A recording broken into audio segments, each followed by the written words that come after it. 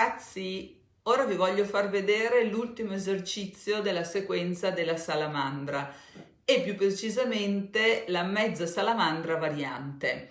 Si tratta sostanzialmente di una variazione rispetto all'esercizio che abbiamo visto in precedenza della mezza salamandra e di fatto consiste questa variazione nell'avere incrociati la direzione degli occhi rispetto alla direzione della testa.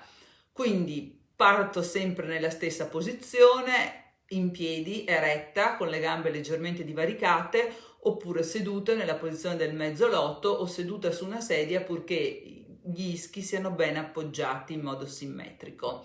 Quindi in questa posizione tengo il busto ben eretto, la testa dritta, sguardo alto e fiero, il naso che punta alla parete di fronte o all'orizzonte e da questa posizione sposto gli occhi, sposto lo sguardo a destra.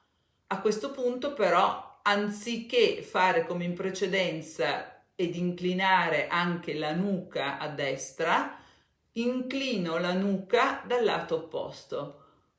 Quindi mantengo lo sguardo a destra e inclino la nuca a sinistra, cercando di toccare con l'orecchio sinistro la spalla sinistra. Mantengo un po' questa posizione, 30-60 secondi, e poi quando sento la necessità torno al centro, sbadiglio, mi stiracchio, muovo gli occhi, batto gli occhi. E ripeto tutto dall'altra parte, quindi di nuovo. È molto difficile peraltro fare questi esercizi mentre si parla. L'ideale sarebbe fare questi esercizi in silenzio e mantenendo la lingua ben appoggiata al palato, che tocca gli incisivi superiori ed è appoggiata al palato.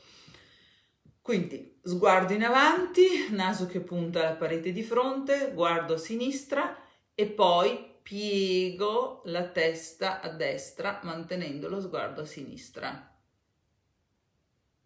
Aspetto 30-60 secondi o appena ho desiderio di sbadigliare, lo faccio, mi muovo e torno al centro e resetto tutto.